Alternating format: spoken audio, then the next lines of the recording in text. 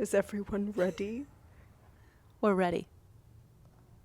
It is Tuesday! Tuesday! That went off to a really good start. I agree. Today, we have the great fortune of living full in downtown Vancouver with Showstream founder and Livestream expert Liam Montgomery. Hello, Liam. Hi. We are currently on the unceded, unsurrendered territory of the Coast Salish peoples, including the Squamish, Stolo, and Tsleil-Waututh and Musqueam nations, whose presence here reaches back to time immemorial. We honour their long history of caring for the land that we currently work, play, and reside on, and aim to uphold and uplift the voice and values of our host nation. Liam is an event producer, a content producer, and long-time audio and video technician. Liam has toured internationally with bands such as July Talk, The Proclaimers, and The Harpoonist and The Axe Murderer. For those of you just listening, I'm making charades hands. Very intense gestures. That's right. In 2021, Liam created Showstream, a company determined to help make live streaming and hybrid events better, easier, and more friendly. And that's why we're here today. That's right. Friendly time. Liam actively works to educate and support organizations to deliver their message and provides opportunities and sponsorship to BIPOC and LGBTQ2+ communities. Woo! Thanks for having me. Thanks for coming, Liam. This I is mean, we're great. here at your place. That's Thanks true. for allowing us That's true. through the door. Yeah. And this is a little bit of a special one today because we're in bonus mode. And so we wanted to shout out. Bonus mode. We're in bonus mode for, we've been doing a summer-long live stream series for TELUS Story Hive. Shout out TELUS Story Hive. We love you. And so for the last 4 months? Yeah, 4 months. Yeah. I went May, June, July. I don't know what is time. What is time? It's a day. It's a day. But we've been doing this for the last 4 months. We've done, over 35 streams? 38 streams. 38 live streams. Is this 39? This would be 39. Bonus. Yeah. And we still haven't worked out how to multi-mic, as you can probably This is tell. one of the Well, questions we have for I you. have one. Right. Liam's I got have his the other own one, mic. so. Our guest, who has had nothing to say so far because he can't get a word in sideways, has a mic. Isn't it edgewise? That's it. It's sidewise. It's edgewise. It's edgewise. Edgeways, sidewise. That's right. Anyway, let's not get sidewise tracked. Edgeways to my left is Liam. Hi, Liam. Hi. This reminds me of Smartless. What? That Smartless. sounds like not a very really, good really, compliment. really, yeah, really. No, it's a very, very funny podcast. Oh. Yeah. Oh. This reminds me It of sounded that. like kind of a diss. No, it's good. No, it's smart people making guys are fun of smartless. themselves the whole time. It's great. Yeah. Oh, I yeah, love it's that great. he thinks So I we're love that. smart, Raquel. Yeah. Less. Yeah. Less smart. Anyway, that's not why we're here today. Wait, please tell us, how do we properly mic ourselves up so we sound good, but we could have 3 people, and I don't actually need to carry this little mic and Right. put it in front of Christina's face every 2 seconds. Transcription's going to be a nightmare. I feel like this is question number 1. Question and answer number 1. I'll try to keep it brief. I have an affinity for long answers. So, miking. Right now we have on these Rode Go's, right, which is a 2 transmitter to 1 receiver kit.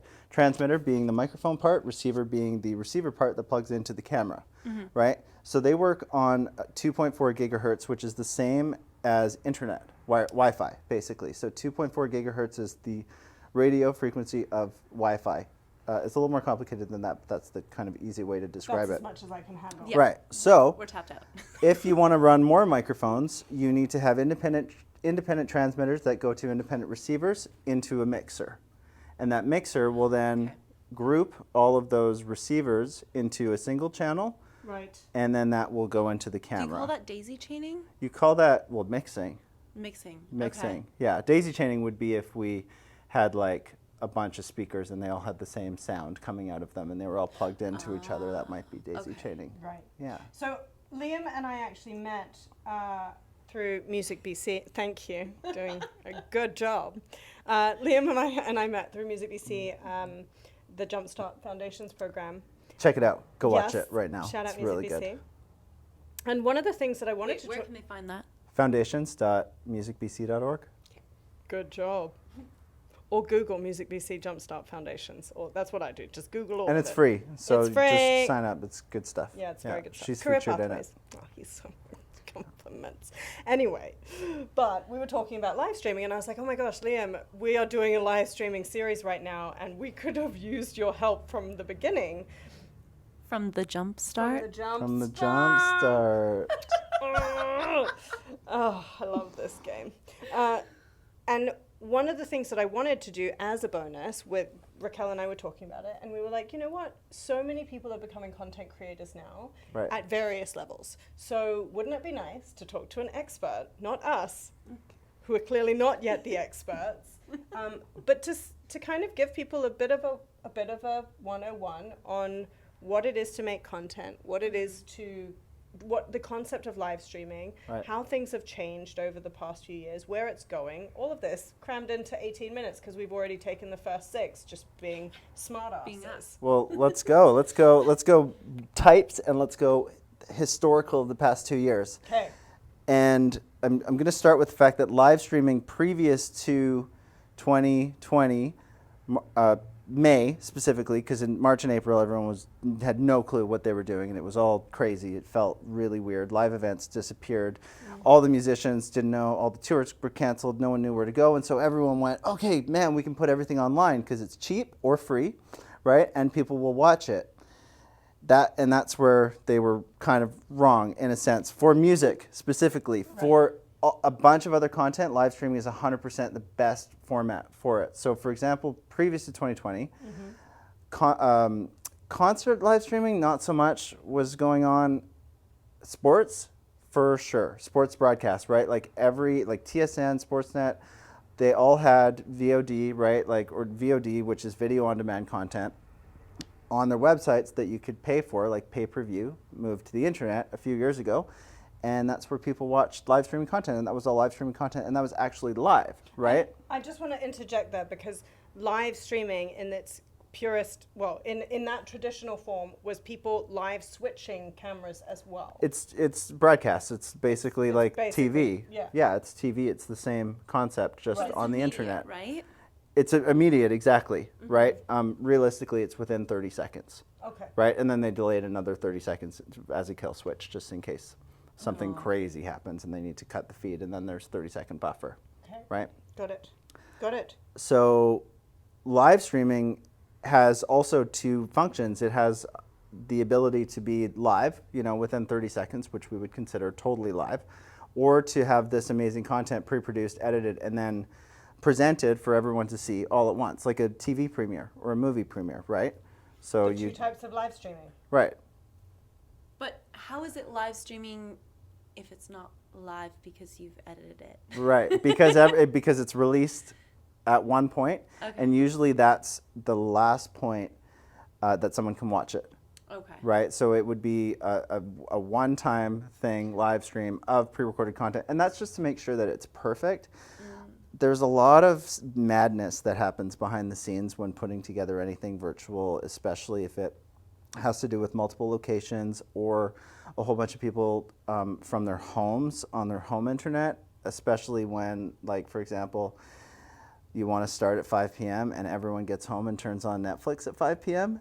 and you test it all, and then the second you get home, or you start the broadcast, everyone gets home, 5 p.m., bam, they're in it for the whole neighborhood, crashes, and then you lose a presenter, right? Or you lose a keynote speaker, or you lose your celebrity guest or whatever.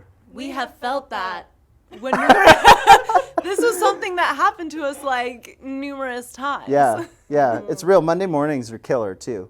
Monday mornings 8 a.m. Monday morning, 11 a.m. That's what I always East try to Coast. post at, because I try to post when people are getting up and checking their phones. Right, and everyone's posting them. So when are the best times to live stream? Yeah, when are that's a good when are question. the best times to live stream? You can live stream whenever you want. You just have to account for the data usage across. So on the server side, so that's getting super complex. Okay. But realistically, if you want to host a live stream, you want to get primetime audiences, and that's more important than a few people that may have issues getting onto it, right? Okay. I think they can watch it after if you want to release it afterwards as a video on demand, VOD, right? I think audience is more important than, the bandwidth, the time. I also wanted to mention too, because I spoke about music earlier being not ideal, and it was really weird watching and contributing to music live streams, and the audiences were so good immediately, and then everyone went, because they're watching it on their phones or their laptops, and like truly what everyone wanted and was expecting from the performance side was like, you know, you get some friends together, your bubble, right? Set up big speakers, set up a big TV, and like and have a real party to do it. But unfortunately, the bubble situation didn't particularly work out, and it was lend to getting together. Certainly not to watch shows, right? So it was kind of like, and being at a concert and around people is about the people, right? And being in touch with those performers that you don't necessarily get, but as an information delivery tool, live streaming is just like, it's the perfect venue for it. You know? Why is that? Why do you think it's the perfect venue, or why do you think it's the perfect vehicle for, like, why is live streaming the perfect vehicle for information sharing, as opposed to pre-recorded content? Because it is attainable, right? Because a person can select that the time and place, if it's a VOD, for example, but they can choose where and when to watch it, right? Like, instead of having to go to a place and maybe missing it, maybe the car breaks down or whatever, and they miss the key information, and then they're trying to, you know, go back and keep up, and that now they're getting, you know, it's a game of telephone. They're hearing it from other people and hearsay, right? Like, every single person almost can attend a live stream from anywhere in the world. So if there's a big conference, for example, a lot of different industries have huge conferences. Let's take marketing, for example. And every year it's in a different country. So maybe it's in New York, maybe it's in Australia. So if it was live streamed, then the people who maybe have families and can't easily get away to Australia for a week-long conference for work, they will still be able to attend and get that really good information, but they don't need to travel across the world. Australia's a great example too, because they've had the largest, like the most strict COVID restrictions of almost anywhere in the world, right? So, you know, if you can't make it to Australia, which is almost everyone, then you have to watch it via live stream, right? And you have to participate via, you know, the internet in some capacity, right? I found, so what are some typical live stream platforms? Because coming from music as well as film and television, you know, Twitch was huge for a while, and still is in the gaming community. And a lot of musicians I know, Locals Lounge, shout out to Ian, for example, they pivoted that fun word. It is a fun word, isn't it? It's so nice when everyone uses it all the time, and you just can't get away from it. Just pivot into live streaming. Twitch was one. What are the others? What are some typical live streaming? Sure, I mean, YouTube's amazing for it. YouTube's free, and their latency being the time it takes for someone to see your content after you push it from your computer or streaming encoder, which is just a fancy way of saying the machine that makes the camera go to the internet, right? YouTube's like less than 3 seconds. Wow. That's amazing. That's like anyone in North America or Europe or anywhere can watch your stuff after like 3 seconds after you literally did it. Yeah. That's like, and you could have 100,000 people watch that simultaneously. That's like crazy. That's like, they could have a conversation with you within 3 seconds, right? Like, that's so amazing. Low latency is key. Instagram, I don't know their capacities, but Instagram's also low latency too, right? Because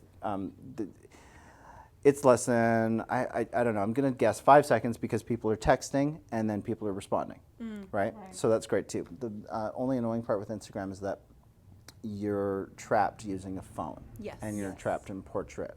There isn't a way that's against Instagram's terms and services where you can stream to it, but they'll take your account down right away. I just want to put a little note in here, because I have been seeing warnings pop up for people who want to do live streams on Instagram. People who are doing professional live streams, they'll have, I don't know, like rando people come in pretending to be a friend and then they'll come in and they'll be like nudists on Oh my gosh. Yeah, so I just got this big like warning on my Instagram from these. Why? I think Why?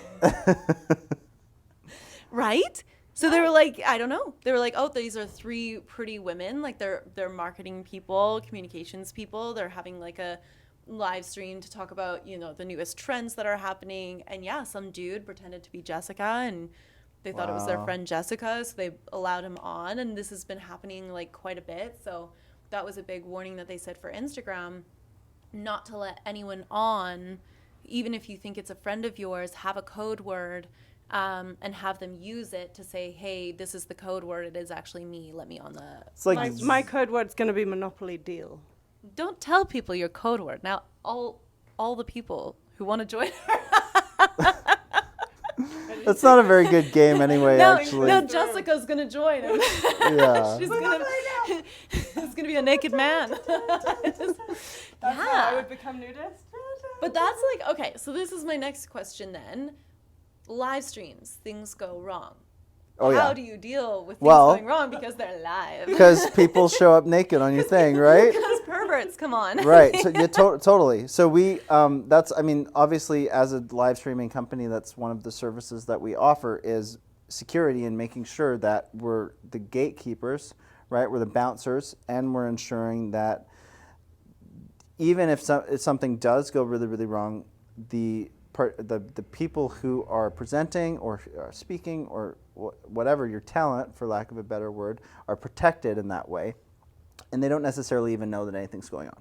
So the audience can go be frazzled or whatever, and that can happen like for a second, and people kind of get over it if it's not too bad, but a presenter, it can just derail the whole thing, right? So we make sure that the presenters are really protected and they're not actually participating in the show from an audience perspective. They're in their own little bubble world that is still in real time with everyone else, so that they're safe over there and then everyone's there and then they can talk and whatever, and we just have ultimate control.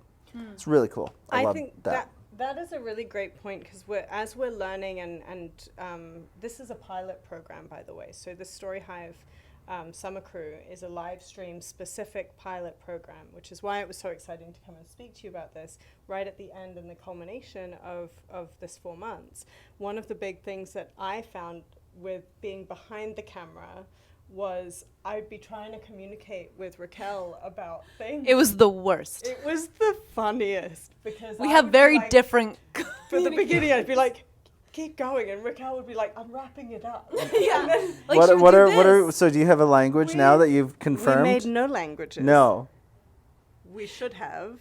This is to go and feedback for ourselves. Okay, can I make Please. a couple and you can tell me if Yes. Tell us your some. interpretation. Well, I don't know any. Oh, I want to that's know right. I want to know what your ones were. So this means keep going going. and wrap it up.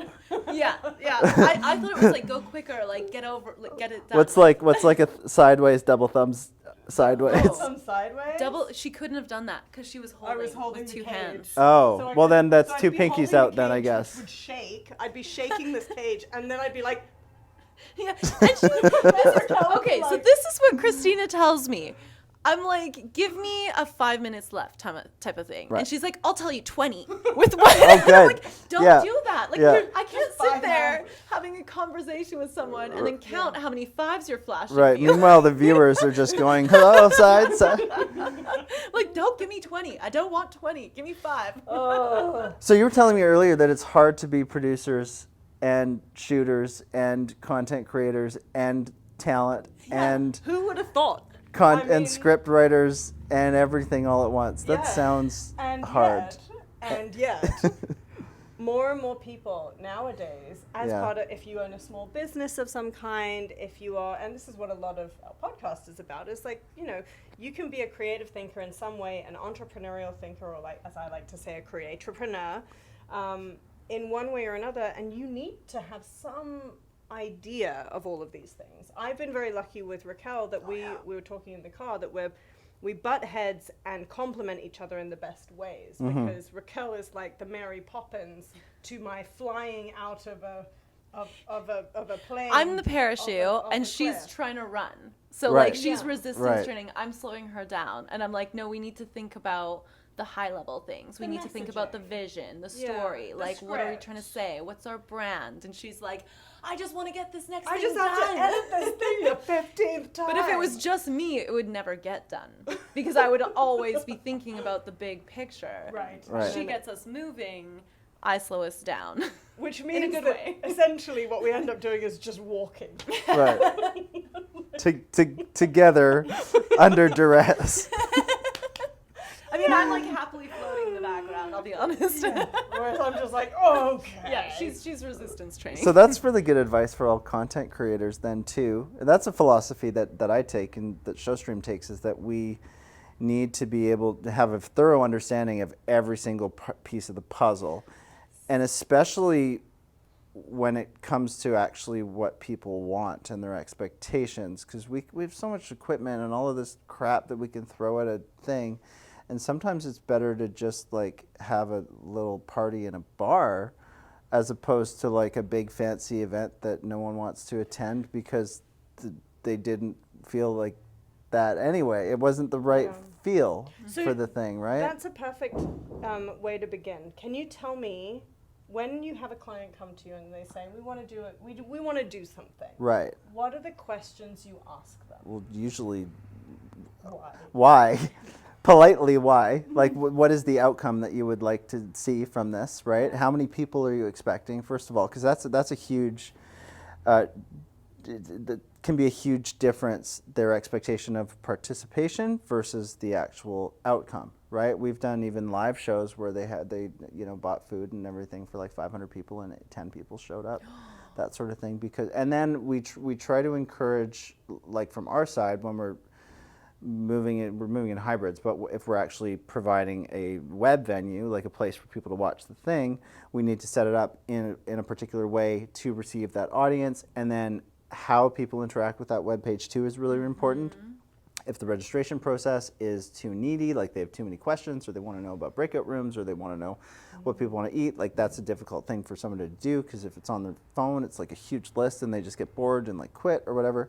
And then at the same time too, there's got to be a priority. Like, are we going to prioritize the people in the room, or are we going to prioritize the live side, This right? is for conferences. This is for conference. It's not This is only for anything. conferences. It's for anything. Yeah. This is a really good point, and I actually want to sit on this for a moment, and I want to ask you about finding the audience, Sure. engaging the audience, because that's a whole nother level. But to give you guys a little bit of a concept, so years ago I worked with a marketing company or an advertising company, and we had Playland as a client.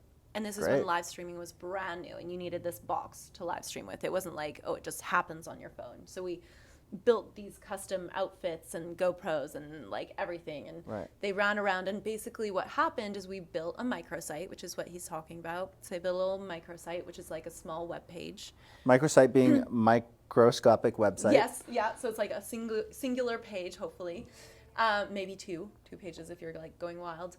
And on there, people could live say, they could vote on what they wanted the person to do next. Cool. So, okay, we're going to vote that you have to eat 100 donuts, and they'd have to sit there and eat 100 donuts, and you're watching like That is POV. brave. It was, we had so many pukers, and that was part of the fun, because it's like extreme. Right. Some people's idea of fun is different than others. Yeah. I'd watch it though. Third time on like that spinny wheel thing. It's so bad that I don't remember the name, but it's my favorite one. The Revolution or I don't know. I get sick on those. I love that one. Oh my I God. don't like it. I love it. My dad's a logger, so I love all the extreme stuff. But anyways, this is what you're talking about, engaging your audience. And the cool thing I think about live streams that right now not everyone's using to its maximum capacity is the ability to actually engage your audience. Sure. There's one side of just watching something live, having, discussions. There's another side to having people comment, vote on things, give feedback. Yes, there's also a risk with that, because you may have like people that say things you don't. Is it bad? Say things you don't want to see on there, but it does engage your audience in a really, really different way, and I'm not seeing a lot of people doing that. So No, I'm not either. Sadly. Yeah. Yeah. Why do you think that is? It's work. It's a lot of work. And I don't think there's a platform, right? Like, so YouTube is a great one that's already pre-created. They allow you to do comments that will come up live. Yeah. But I don't think there's a ton of platforms that do a great job. I also think people's understanding of what a live stream is, and by people I mean like the mainstream person, Right. they And don't that's really 4 months know. ago. Yeah, like they don't really know what they're showing up to. So when I was Right. trying to promote our live stream, I had a lot of people who either thought they would never be able to see it because they couldn't come on that exact time, Right. but the live stream lives on. They didn't really understand what we were doing.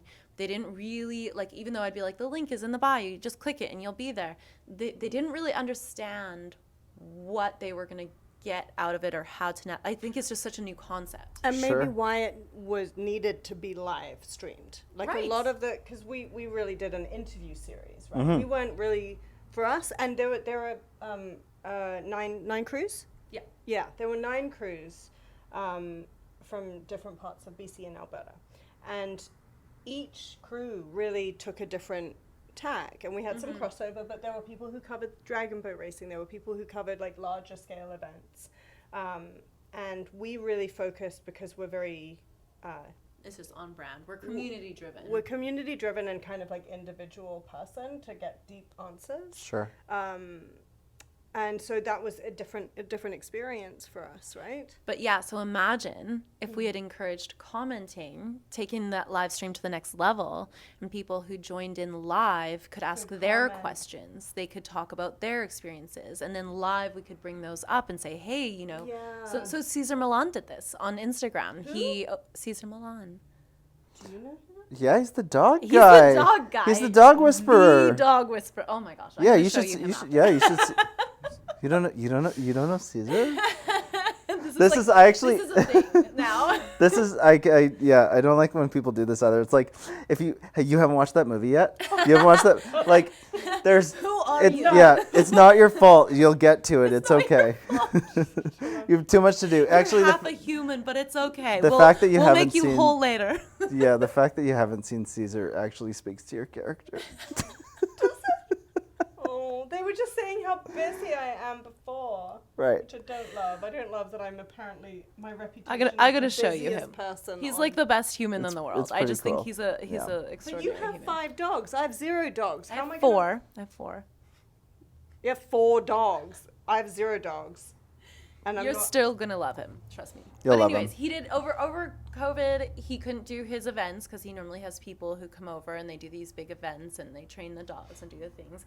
So he did live streams, and he would jump on and he would answer all these people's questions, and they could message in, and he'd be like, okay, I'll answer so-and-so from Kentucky, so-and-so from Australia, and it felt super inclusive, and people would answer to each other's questions, and that's the connection that I think people were searching for during COVID. right. Is interactive. It's connection. interactive. Yeah. It's what you were talking about with the bubbles. Right, and so there's this project 2 called Side Door. Have you either of you heard of No, Side I Door? haven't. Right, so Side Door. So You haven't heard about Side Door? I don't know a thing. you should go to a Side Door show. So Side Door is where it's a little bit different than live streaming because it's not technically a live stream of a concert out. It is a fully interactive, immersive concert experience with a band that you love, created by Dan Mangan. Mangan. Right, of Vancouver, musician. who's, Okay. Yeah. yeah. Yeah, local Yeah. musician, he started it. And so Side Door is amazing because what it does is it allows for a Zoom audience, and everyone's encouraged to have their camera on. And so they can have a single artist, play a few songs, then tell a few jokes or tell some stories or whatever. And it can be a band or whatever. And Dan or someone from Side Door will get on and actually moderate it, and they'll bring up people who are super fans from all over the world that can actually talk to their artists. So it's like a meet and greet / concert. But what happens is it allows for not only a moderated discussion between the fans and the artists, so it doesn't get too weird because they can cut them and mute them like after a minute or two if it's getting a little funny. But it also allows for fans who would never be able to attend a meet and greet or artists an easy way to actually have a meet and greet with a whole bunch of people without feeling like they're going to get surrounded outside of a show in the alley or whatever. Yeah. Side Door is the perfect example of interaction gone right, you know? Okay, how would you explain a live stream to someone who doesn't know what a live stream is? Like, let's think like our grandparents or parents. Sure. And they just have no idea, and they're like, "You're doing what this summer?" TV on the internet. TV on the internet. TV on the internet. Okay.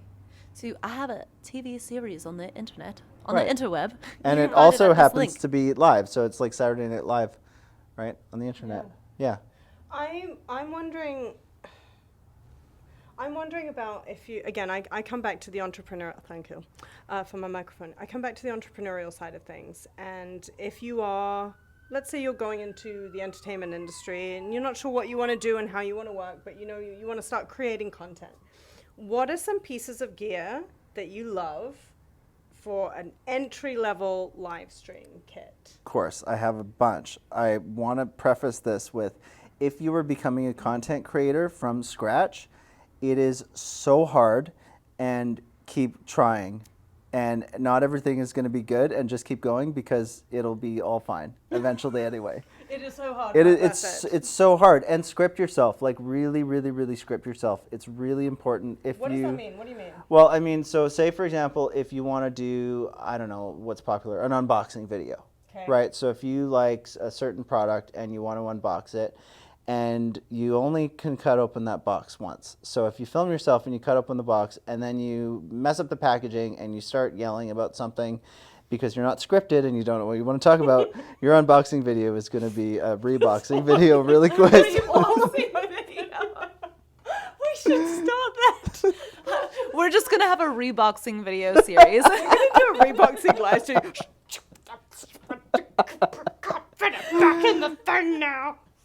Right? I love it. We're so ready. Should we just do that? Yeah. That is our next. Yeah. Thing. Yeah, it's Reboxing awesome. with Raquel and There's so many boxes around. Yeah. There's How- so many of the boxes. Would you like Right. to know how to send things back? You'll never see what was in the box. You'll Hate just see it. us sing. Hate it. I'd Hate watch it. I'd subscribe for a little while Okay, at sorry, least. but Anyway. you're So saying yeah, so it's scripting. so please, yeah, the scripting is really, really important. Even if you're not reading it from a script, just rehearsing 3 or 4 times, knowing what you're going to say is going to be really, really helpful until you're ready to improvise, right? And most people are not. Like, it's really, really hard. I try all the time to make content, and what I make is like really bad. It's not. No, This is gonna be great. yeah, yeah. Well, and it's also nice to have a partner too, right? Because if you're just on your Game-changing. own talking, most people struggle to speak to a camera when there's no one around to listen, right? Yeah. Have you ever? We did solo episodes the first time the last couple of months, and I spent my whole solo episode being like, "Here's a piece of information. Also, this is really weird. Also, Yeah. I think Raquel would probably say this. Maybe I should say it in a different voice."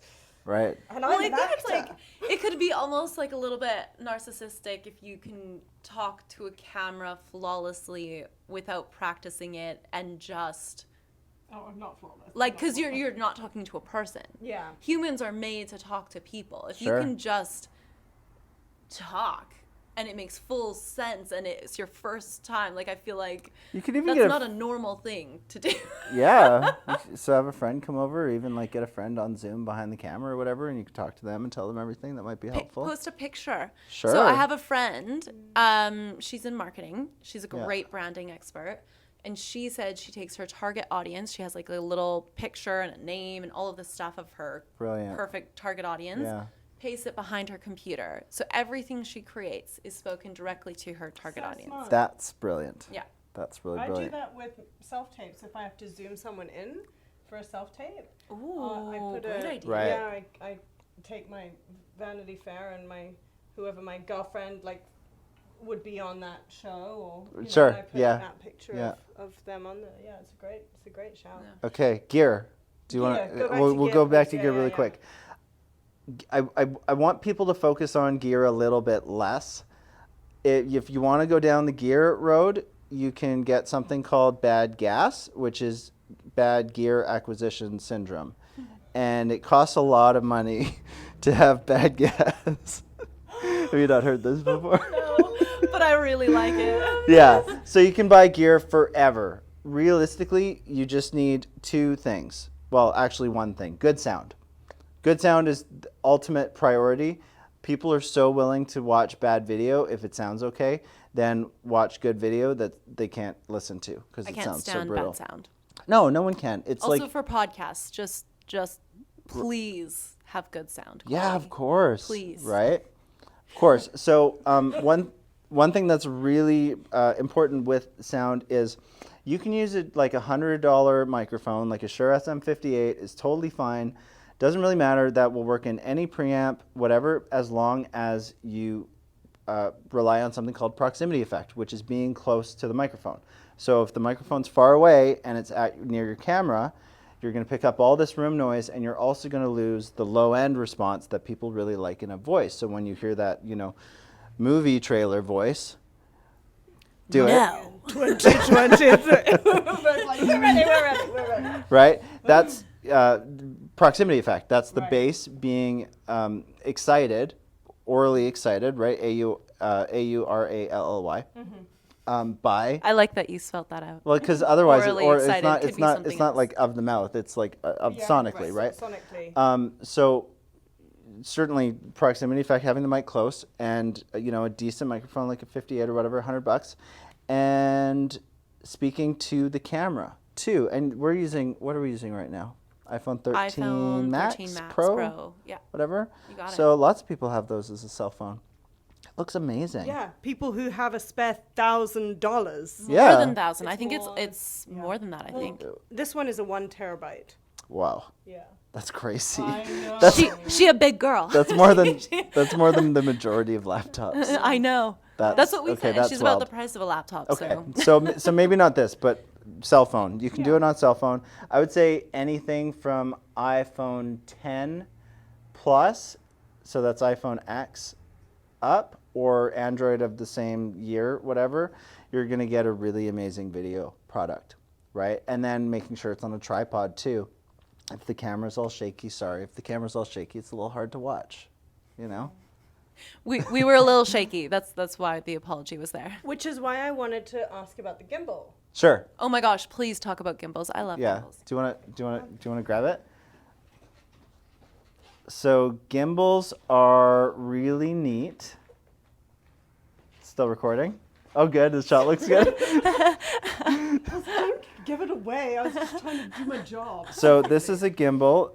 For those just listening, it looks like. Closer to me. For those just listening, it looks just like a little alien propeller. For those just listening, please go to the YouTube and look at the gimbal. And so Right, you can that's right. use it as a tripod if you want to, and just place it there, right? Or you can use it handheld.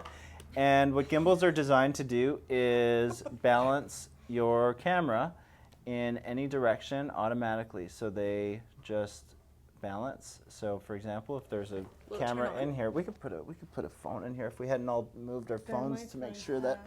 Ooh, it makes a sound. So when it turns on, I have the same one at home. It will flip around, and you can change it from portrait mode to horizontal, whichever one works best for you. You have to have the app. When you turn on the app, then it'll. But don't pop it out. This is your tech. Christina'sFirstGimbal.com.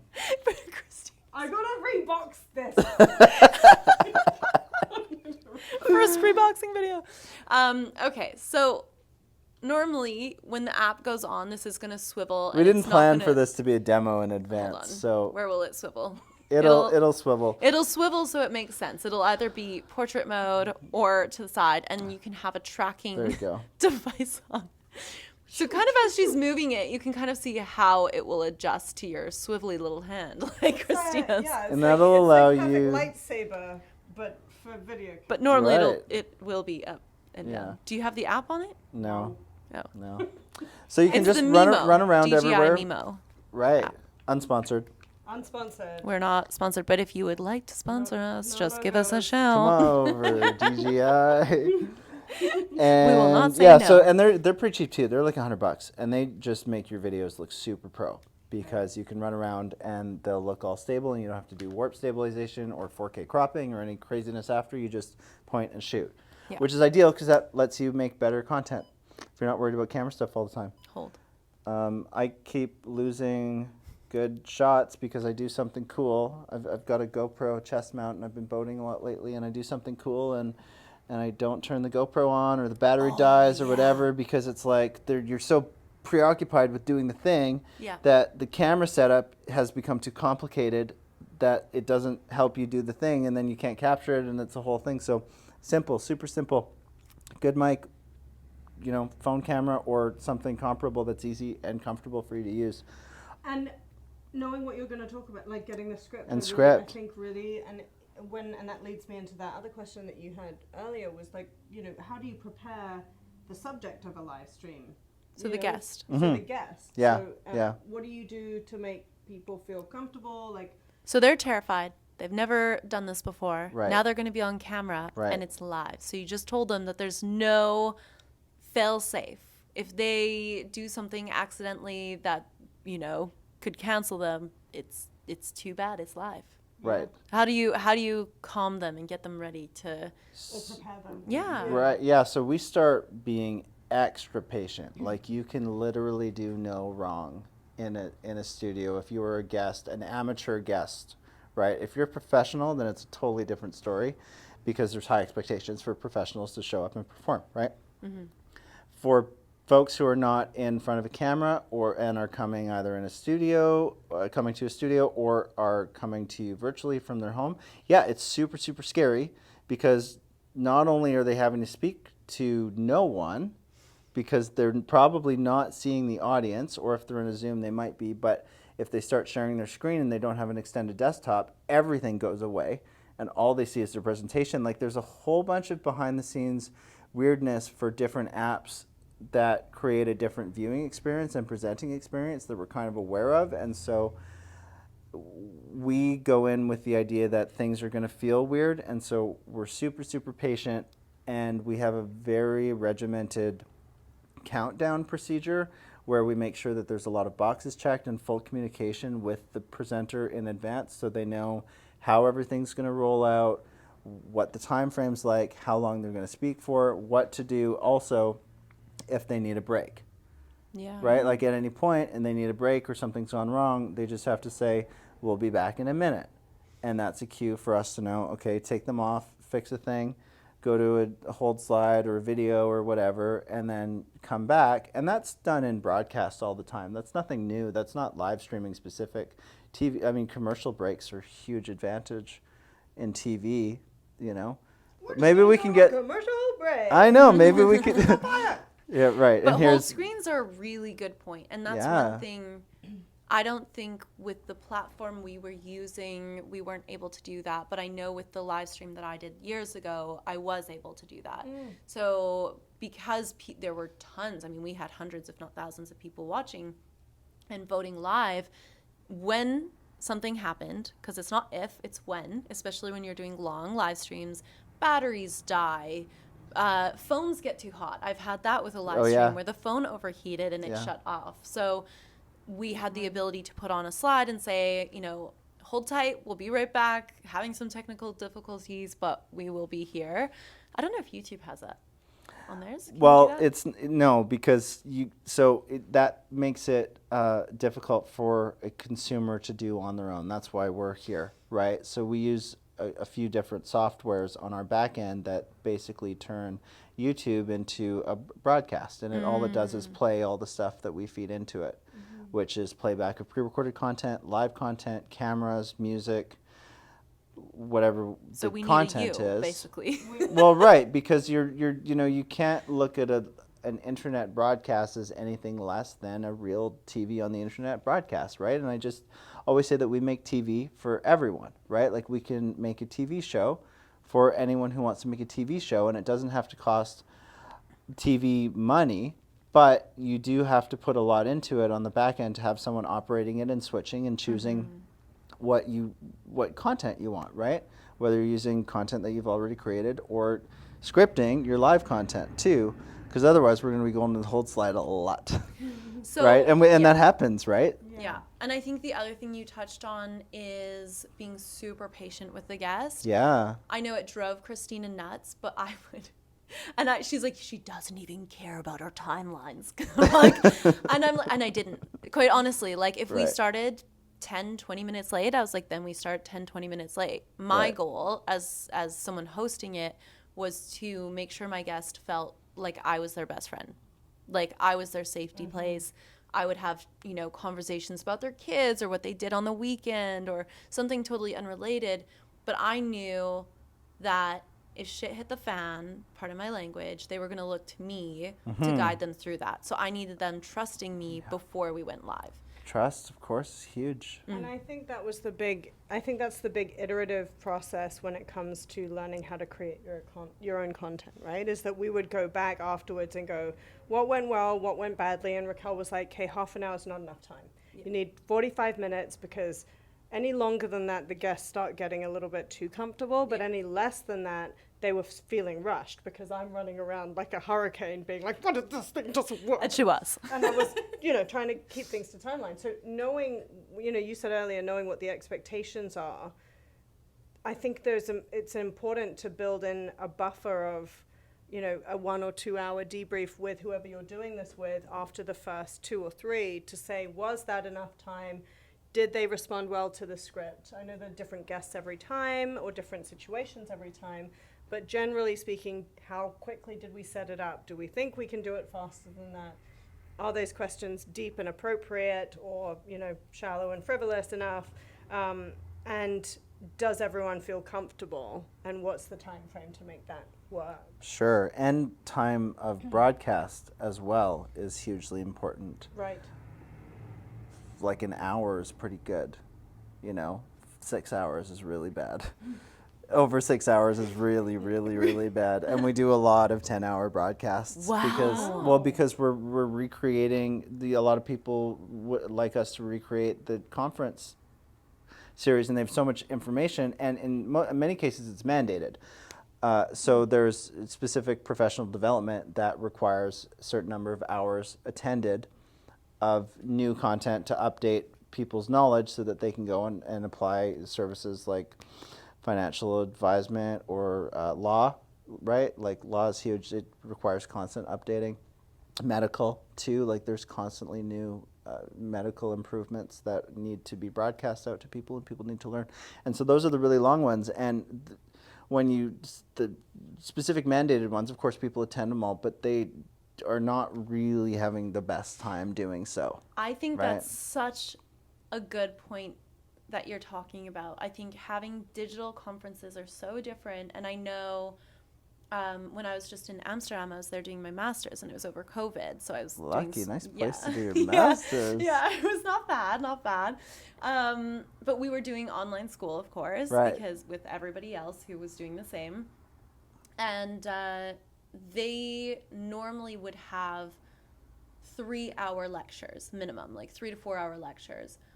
We got split up into tiny groups of like 4 to 5 people, and we would have less than half an hour to do the same amount of content. Interesting. We were able to do it. It meant a lot more prep. Right. You had to be on it. There was no room to not have done absolutely all of your work and more, because you're going to show up and everyone's going to talk about it immediately.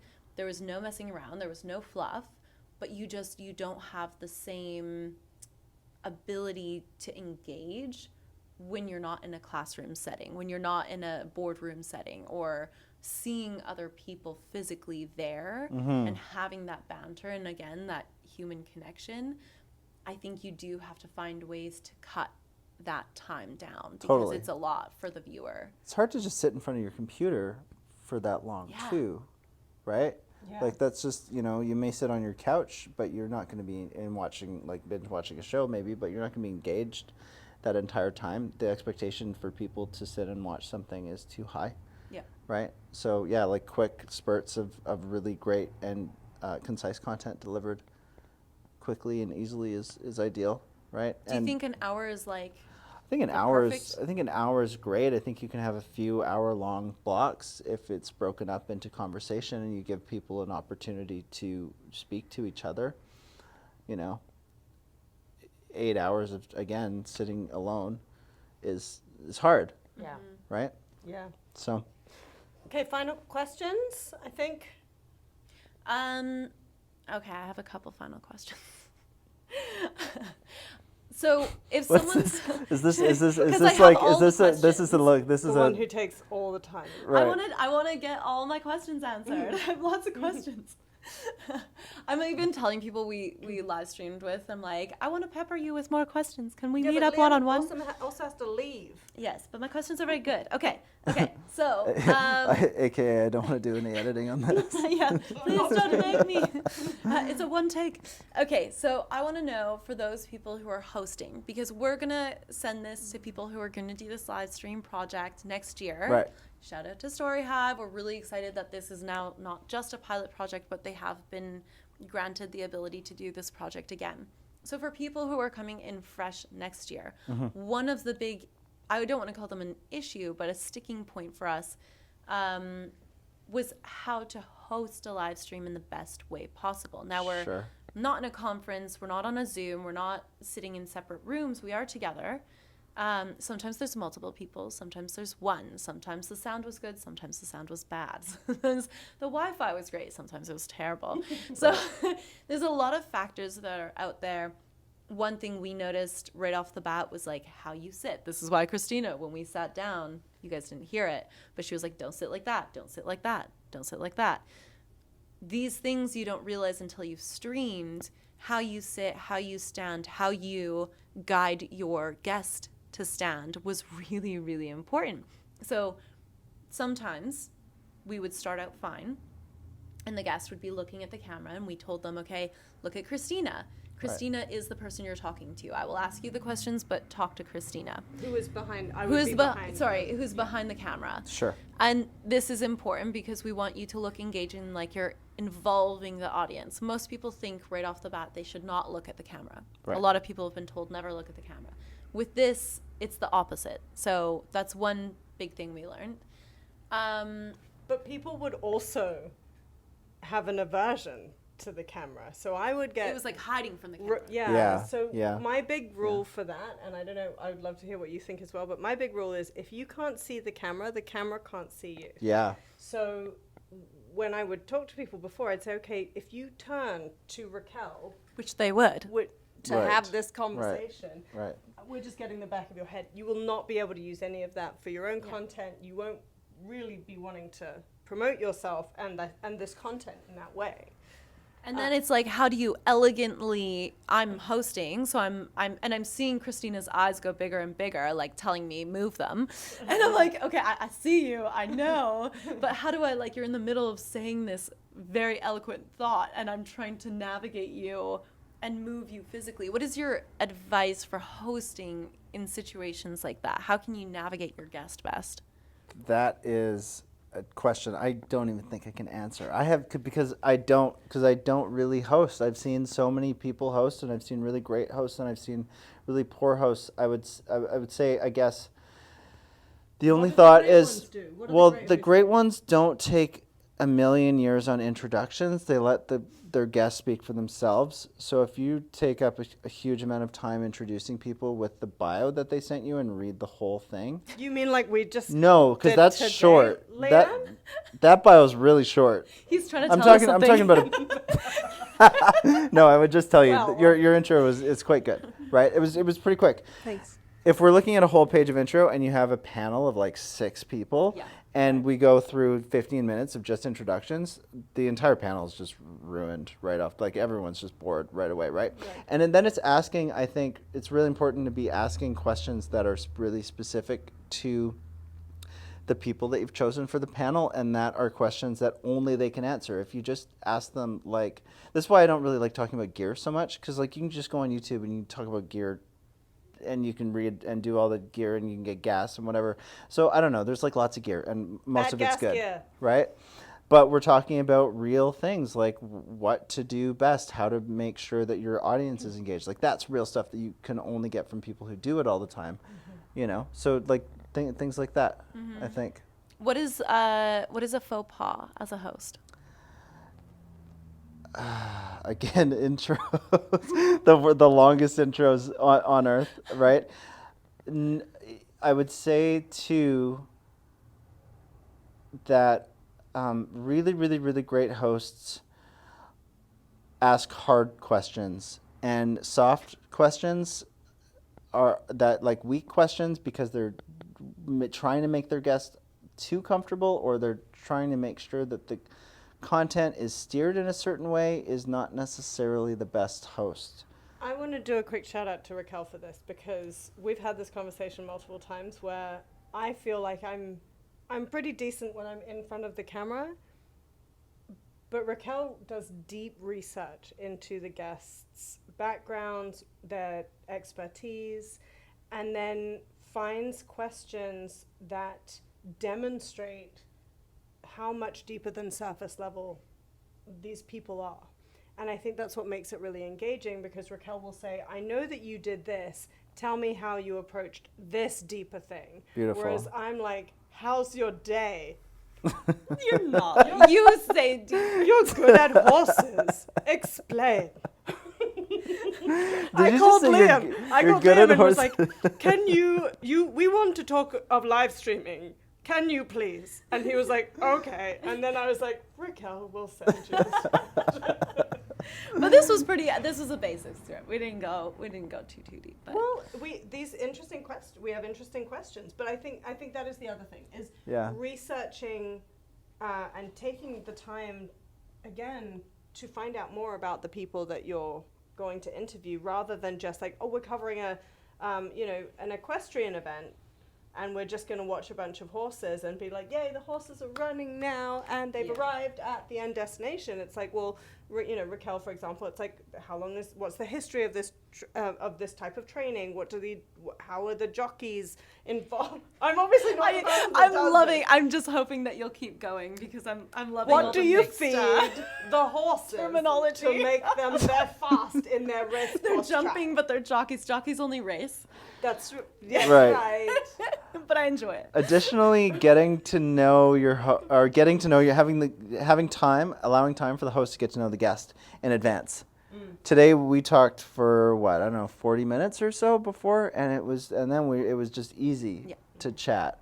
If we came into this cold, it was just like, hi, nice to meet you. Interview on now. Let's do it. Like, ew, we have no rapport. Yeah, you need rapport. Sure. Yeah. You need rapport. I think, and that's why I was saying, you need that time ahead. So take the time to set up the equipment. That's important. You need the equipment to be set up. Take time to meet with your guest, chat with your guest, see how they're feeling. How was their day? It's all of those things that build rapport. I'll oftentimes ask things that I didn't include on the script, but that I was curious about. So I didn't include it because I didn't know the answer. Right. But I'll ask them before the interview, hey, you did this? Oh, tell me more about that. And then I'm like, okay, I'm going to add that into the interview. Right. And I think when it comes to interviewing, a big thing that I can recommend is very similar to what you said. Follow the story. Use your listening skills. Don't rely on the questions. The questions help you be prepared. Those are already in your head. You made those questions. But don't follow the questions. If the story is leading you elsewhere, and that's where the interesting thing is, follow the story. I think that advice. is such a great piece of advice, and I think having moderated, my panel moderation tends to be on education and career pathways and sustainable creative careers. So over time, I've just amassed like a wealth of extraneous knowledge around it, which means that when I am giving interviews as well, if I'm giving interviews on social justice events or other things that I'm doing, I can tell when someone is just sticking to the questions that they've written down because they said they were gonna and they've been approved or something like that, and you can really tell that it becomes jarring. You answer a question, you're like, well, I'm really actually passionate about this, and they're like, right. yes, And then they do that moving on brutal thing where they go, then there's the after the question, they have the canned response where it's or super or Super is my favorite. super. Or what? Yes. Wow. Okay. And then the next question, and it's like, and there's like, take something from the answer and find a way to move it. Like Gloria Makarenko on CBC, she's the best at this, because whenever she interviews somebody, she guides them and then guides her questions based her on name? what Gloria Gloria Makarenko. Makarenko. Look her up. That's Yeah, probably a great person to study to figure out. absolutely. Yeah. It's journalism. Your It's content journalism. creators are journalists, you know. Yeah, big time. And be interested. I feel like do things you're interested in, because that's half the battle. I have to say though, it is hard when I have to, you know, I have the luxury of having been in entertainment for a long time and still panic about learning my lines and still panic about having stage fright and having screen fright, you know. So it is, I think it's really important to remember that, you know, it's hard to listen. It's actually really hard to actively listen because you're busy thinking, do I look, and if you have any self-conscious issues like I do, I have psoriasis, I have other things that I'm like, does my arm look like a giant sausage, you know. These are real things that can detract you from listening to a conversation. I'm just completely unself-aware. She's like, you look like a blob right now. I'm like, I don't care. I'm going to ask some questions. A blob, how wow. Yeah, well, I don't have that. That's why I have a podcast and not a TV show. I'm working on it. I'm learning. We have faces made for radio. But the point is, I think it's okay to like allow yourself that time to learn how to listen. To learn how to listen actively it's a real skill. And I think, again, doing the research, prepping, I love the preparation comment. I would always call the people that we have. I'd always really strongly suggest that we have a 10-minute conversation, because when people hear my voice and understand my tone, they will more likely laugh at my dry humor as opposed to be like, what did she People love their pre-calls with Christina. I get like, they're like, I talked to Christina yesterday. I'm like, okay. They love it. I don't know what you're saying to them. I liked our pre-call too. Yeah. Actually. It's good. It's good. We have good pre-calls. We have, yeah. But she means she has good pre-calls. Right. You make and good we pre-calls. means is everyone. And I'm just completely unavailable until the moment we do the podcast. I just float in. At which point you take all the time in the world. But okay, so I have one last question. I know I went. Okay, and then I way want to over. mention one Yeah. last thing. Okay. Okay, you go. Okay. Building an audience to Right. come to your live stream. Right. I think that's a really challenging thing. Can you? Yeah, put it on in a bar or whatever. Like make it an event. Like don't just be like, hey, go on, YouTube or our microsite that we paid like so much money for and did all this pre-production and filmed all this stuff, and then please go. Like it feels like I'm handing handbills out to like a local band. Like when I was like 15, I feel like I'm like, please come to my show. Like It'll be good, I swear. yeah, it's gonna be good. There's gonna be like 14 other bands. We're probably not gonna play till 3 a.m. But like, please come anyway. That's punk. It's like make it worthwhile. Make it a thing. Maybe prizes, like if you can win something or whatever. Just like do all the gimmicky stuff that you want to do to make people go, but make it an event. Now that people can be in a room together, like, and we've done a few where we've had watch parties. So we shoot in a studio and then we have a watch party, and so like the 70 people or 100 people or whatever are in a restaurant or a bar. It doesn't have to be a restaurant or a bar. It can be like, a community center or anything. And people can go and they can watch that, and then they can mingle and they can have both experiences simultaneously, which is so sweet. How long before do you start promoting? I would say consistently promoting is more important than length, but at least a month. Right, and then just make sure that you're bugging people. I find that when you bug people in life about something, they either go or they tell you please stop, but they don't do anything in between. Yeah. So squeak that wheel. Right, it's totally squeak the wheel. Yeah, and then the other thing I wanted to mention is we were talking about like how you perceive yourself in the camera. People look in the mirror, they look completely different than they do on camera, and that's really hard for people too, right? So if you're dealing with being in the DSLR world, of camera shooting, lensing is really, really important, right? So if you're on a really wide lens, which is something that is shallow, so short, like 10 millimeter to 20 millimeter, people up close are going to look larger, and their noses and appendages are going to look bigger because the camera is doing a squashing Like effect. my feet. Sausage. Right? Sausage arms. Right, so if now I put my foot, it's going to look huge, I hope, to prove my point. But if you have a longer lens, like a 50 millimeter, for example, which is what most photographers and videographers claim is closest, not in terms of perspective to the human eye, but in terms of making things look that have the same attributes or the same physical quality as your natural eye does. So 50 millimeter, it's going to look like not nearly as wide as both of your eyes, but people are going to look normal in like a 50 millimeter. The smaller you go, the kind of wider things are going to look, and then the longer you go, things are going to start to slim out, right? And so you can use that lensing based on your subject to kind of improve your perspective or perception of what you're actually shooting, or just to make yourself more comfortable too, right? Oh, that's a really good point. That's a really good point. Great Lensing's hugely I think, important, yeah. Again, taking So like this- having a good director. Yeah. Oh, yeah. And taking Yeah. and if you don't, taking the time to really like get in as third person. If there's two of you on the summer crew, let's say you're all applying for next year, having a third person as a volunteer to come in to look at, and so that one of you, whoever's behind the lens, can look at it, look at the angles, see what equipment you might need.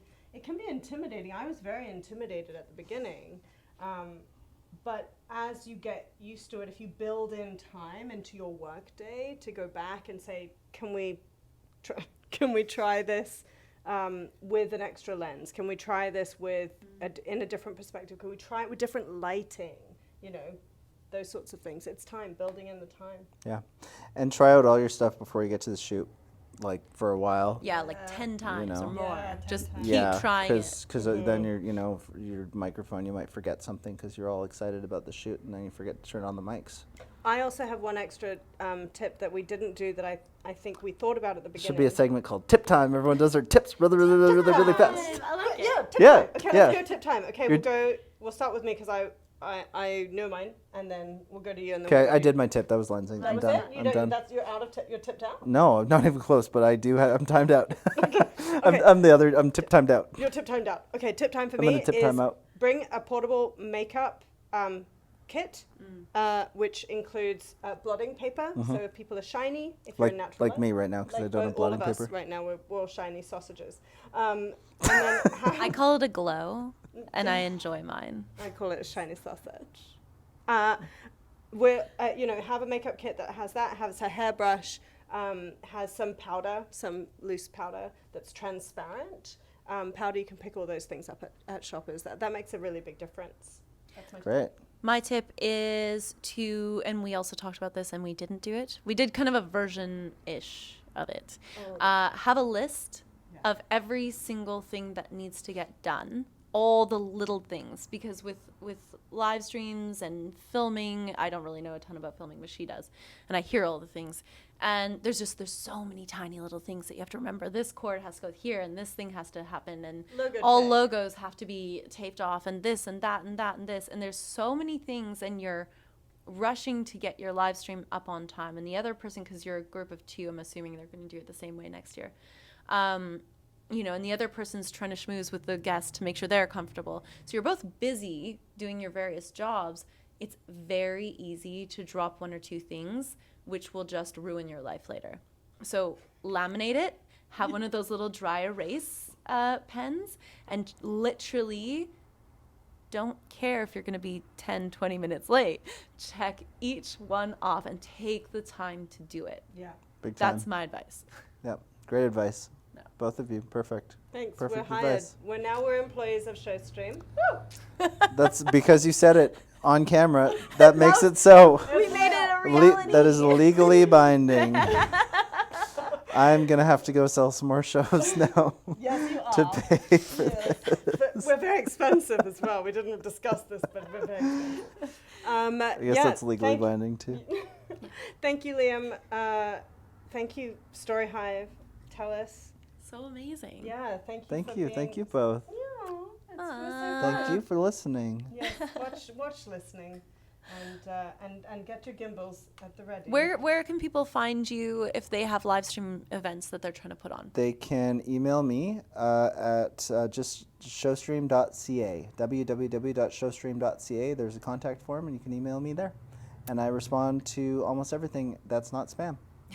So don't be everything. spammy about it. Yeah, don't be spammy. Yeah. Oh, and if I don't respond to you, just email me some more because I might forget. Like I said, what did we say? Squeak the wheel. Squeak the wheel. Be the squeaky wheel. Yeah, Yes. totally. Yep. Okay. Goodbye, friends. Bye, guys. Bye. I'll just go end it. Yeah. I'll be. Thanks for listening, bombshells. In order to continue to elevate, subscribe and don't forget to click that little bell so you can get notified every time we have a new badass brunch. Until next time, stay focused, fierce, and fabulous.